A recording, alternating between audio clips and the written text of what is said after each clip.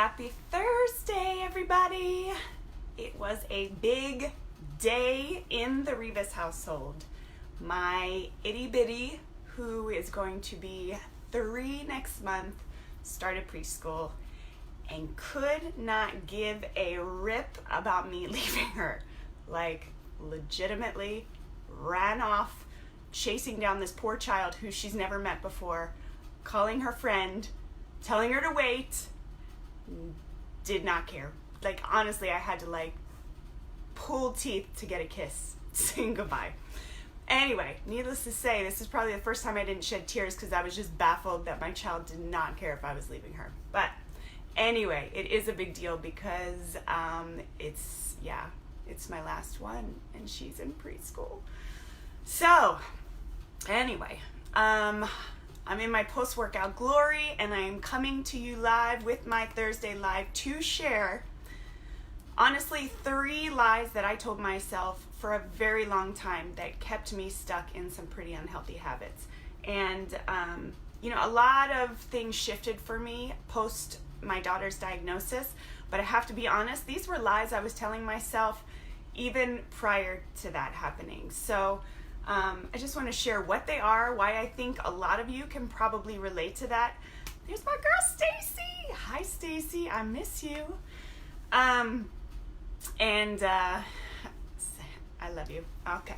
Anyway, how I think you're going to be able to relate to it, and hopefully how I can help you through this, either with the free stuff I share with you or in my new course, the PB3 Challenge, which I'll talk about at the end if you have not heard about it already. So lie number 1 was this whole idea around meal prep, right? And we've all, we've seen the YouTube videos. We have this sort of idea in our mind what meal prep is all about. And if you're anything like me, when I thought about meal prep, I visualized these 60 plastic containers all having the same amount of chicken and steamed broccoli and rice. Everything was the same, and it took you hours upon hours to get this done, and there was no variety, it just looked bland. There was no flavor. That was something that really just kept me stuck in unhealthy habits because I never wanted to meal prep. I saw it as a tedious chore.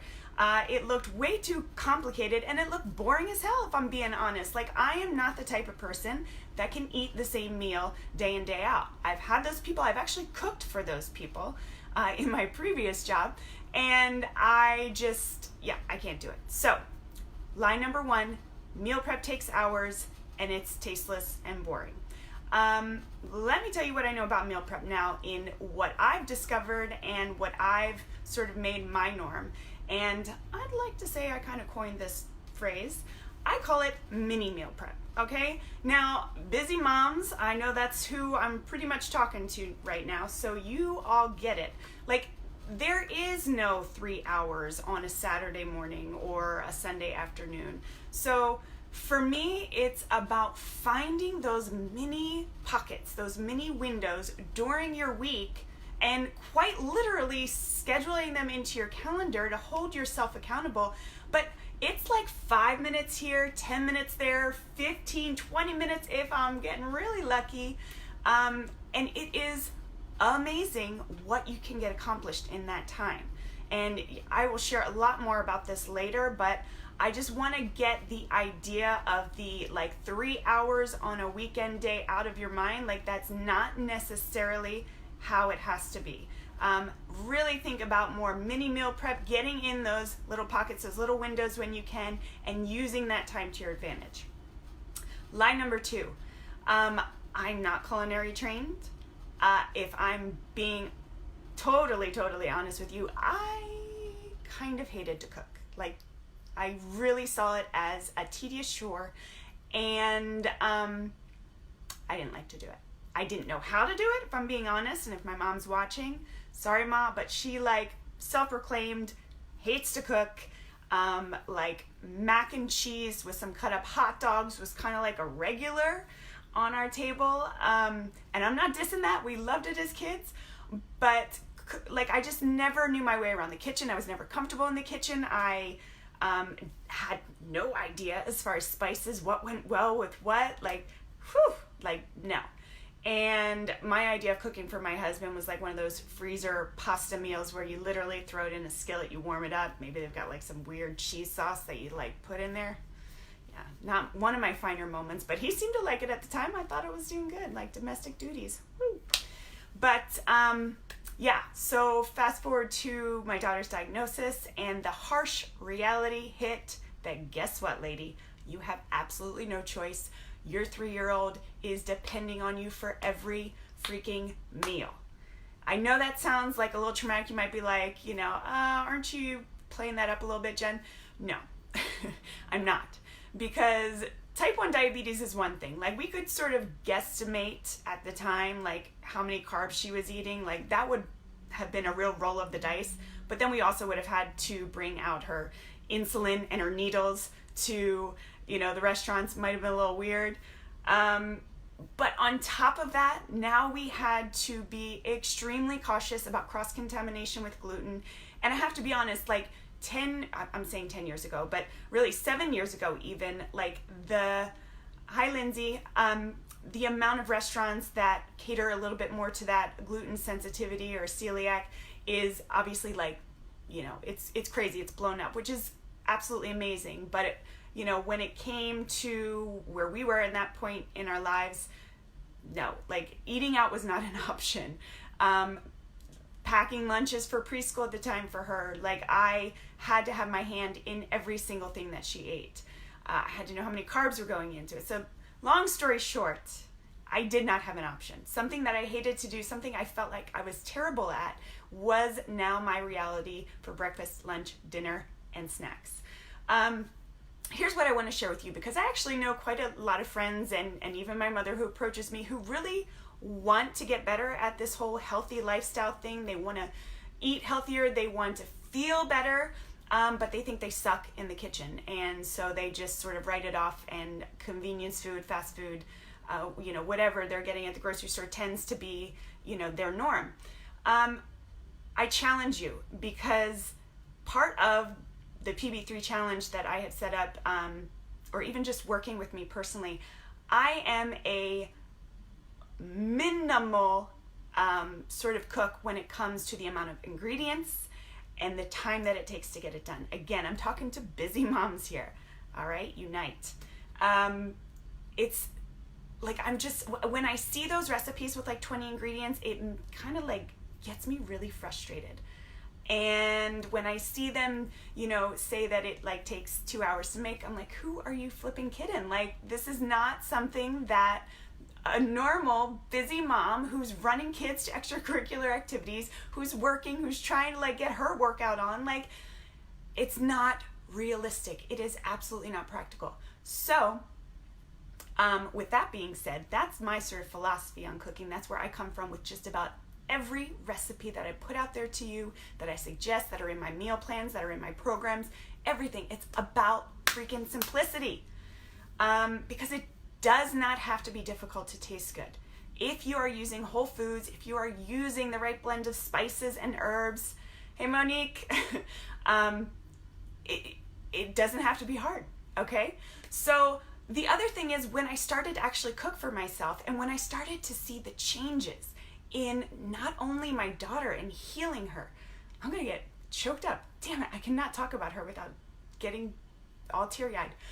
When I see the changes in her, when I see the changes in myself, when I went from a constant state of bloating, like every single day for over 15 years, by midday, my gut, and I'm a slender girl, I realize that, but I would look 5 to 6 months pregnant. I'm not even kidding you. Because the food that I was putting into my body was causing an inflammatory response. And I did not realize until my daughter's diagnosis that gluten was the culprit. So about 2 to 3 months into saying that's it, we're all going gluten-free, because I was so damn tired of making 2 meals, I saw dramatic changes in my health and the rest of my family's. Stuff like I'm telling you, ladies, for 15 years I suffered with that I thought was just normal. No, you are not supposed to be bloated every day of your life. You're not supposed to have gas. You're not supposed to be stopped up when it comes to having a bowel movement. Like, I'm sorry, I have no shame. I'm putting it out there. If you are experiencing these difficulties, girl, something's got to give. You have got to take a harsh, real look at what you're putting on your plate. Okay, I'm going to get off my soapbox now because I'm not even at line number 3 yet. So, real quick, follow up though on number 2. When you start to cook for yourself, when you start to see these changes in yourself and your kids, like it is motivating, it is inspiring. It gives you this sort of new look on cooking, and you just kind of like gain this confidence. I can't even really describe it until you experience it. So yes, you need to.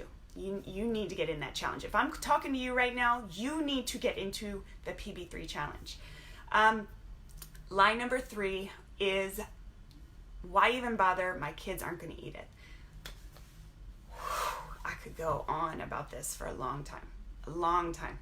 And I also know that we are sometimes the biggest stumbling block when it comes to our kids and their health, because we have these preconceived notions about what kids like and what kids don't like, and that's just my kid. He's a picky eater. He'll never eat this. Oh, girl, that looks great. You're so lucky your kids will eat that. No, ladies, no. It begins with you. It begins with you. I realize I'm getting very passionate about this, but obviously you know how much I am passionate about this topic. I want your child to be healthy. I want your child to live a full and healthy life. And in order to do so, you have to teach them lessons now, today, because you are setting them up for the rest of their lives. And, I'm coming to you now only because of a diagnosis. Like, I would be in the same spot I was in had God not plucked me out of my little perfect bubble, at least I thought it was, my bloated bubble that I was in, and threw this, hand into our reality. But I know now, like I'm educated, I know, and I'm trying to bring that sort of knowledge and experience and education to other moms to motivate you, to encourage you, to support you, to let you know that you are the one that needs to step in and set the example for your child, and take the processed foods, the sugar, all this, the stuff that they're eating. And I'm not saying it's never going to be eaten again. I'm just saying it needs to be dialed back, and your kids will eat it. I don't care how picky your child is, there is a way in, there is a loophole, there is a door. Even if it's about hiding it at first, there are ways to get your child to like the food that they need to eat. And I have so many tricks up my sleeve. I have so many tips and stuff I want to share with you. A lot of that is in the PB3 challenge. A lot of that is actually free stuff that I give you already in these lives and other things that I throw out there. If you haven't picked up your free ebook with the 7 ridiculously easy snacks that are healthy and free of gluten, dairy, and refined sugar, you need to pick that up. I will also make sure I have that link in the description. But that's it. Now, I'm going to get off my soapbox, but here is what you need to do. All right? If any of these 3 lies resonated with you, I need you to click on the PB3 challenge. If nothing else, I just want you to read it. Read it in its entirety and tell me if it doesn't resonate with you. If it doesn't, cool. That's fine. I'd love you to stay part of this group. Keep watching my lives, keep getting my free recipes and content, and we will be the best of friends. But if you are ready to make some serious changes in your life, if you are ready to finally feel fantastic, if you're finally ready to get your kids on board and eating healthier, if you're finally ready to stop using the drive-thru as your fallback and are wanting to cook healthy meals for your family that, girl, you can have on the table in minutes. You can, all right? It doesn't need to be complicated. I promise you that. So anyway, sending so much love. Happy, healthy, Thursday. Have a great rest of your weekend.